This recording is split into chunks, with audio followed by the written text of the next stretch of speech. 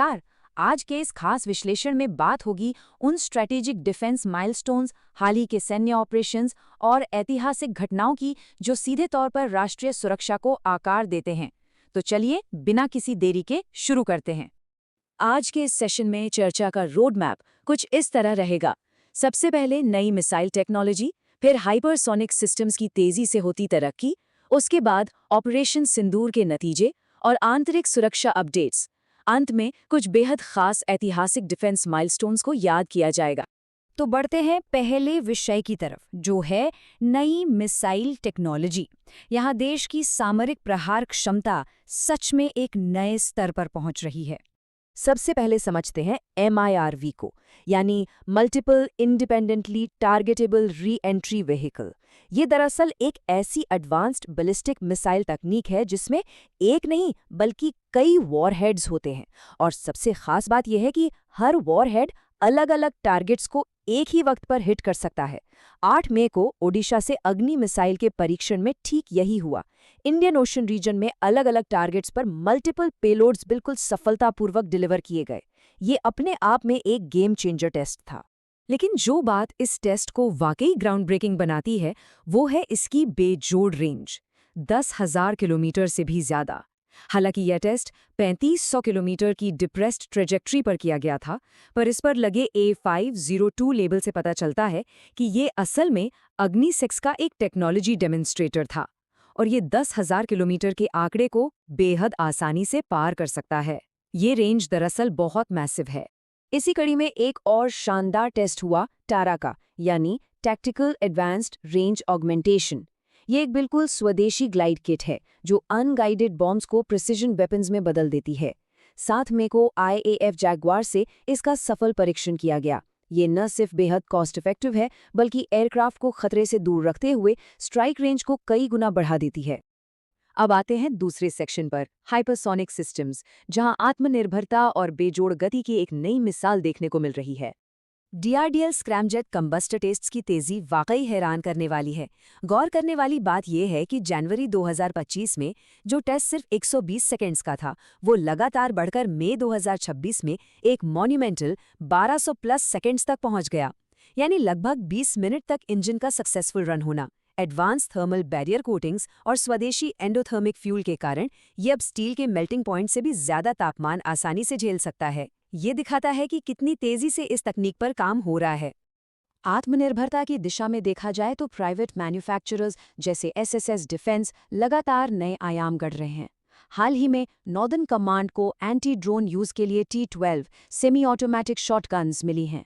वहीं पंजाब पुलिस को G72 SMGs और यूपी पुलिस को 2000 से ज्यादा स्वदेशी कार्बाइन्स डिलीवर की गई हैं। और सिर्फ जमीन पर ही नहीं, कोस्ट गार्ड के लिए चौथे, 5वें और 6ठे एयर कुशन व्हीकल्स का निर्माण शुरू हो चुका है।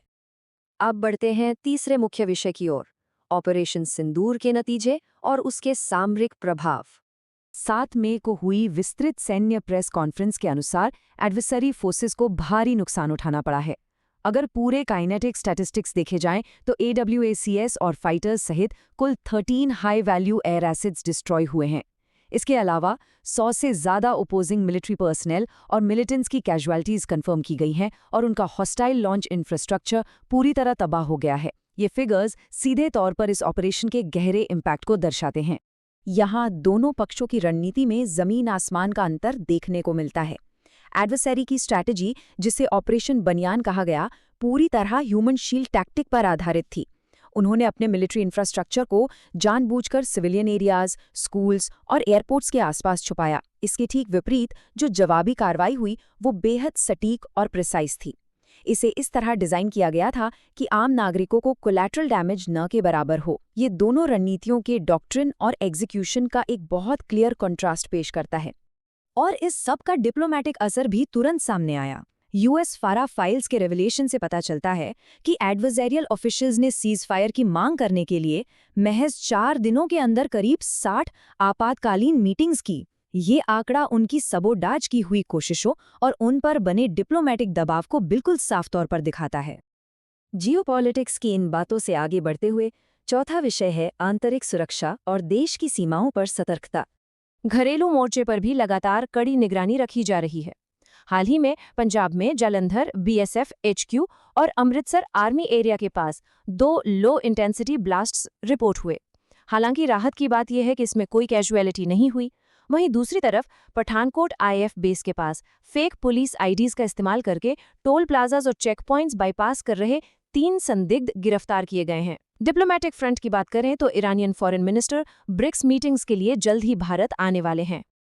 अपने इस विश्लेषण के अंतिम पड़ाव में उन ऐतिहासिक रक्षा घटनाओं पर नजर डाली जाएगी जहां वीरों के बलिदान और देश की तकनीकी विजय दोनों को याद किया जाता है।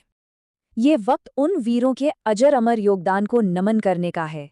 चाहे 2005 में फ्लाइट लेफ्टिनेंट अमित सिंह का जैगवार क्रैश में सर्वोच्च बलिदान हो या 1999 कारगिल युद्ध में लांस नायक डी नारायण श्रेष्ठा का शौर्य, या फिर सिपाही संगत सिंह जिन्हें 2010 के JN-K ऑपरेशन के लिए मरणोपरांत शौर्य चक्र से सम्मानित किया गया था। साथ ही ये 1998 के ऑपरेशन शक्ति की भी याद दिलाता है, जब पोखरण 2 न्यूक्लियर टेस्ट पूरी सफलता के साथ किए गए थे।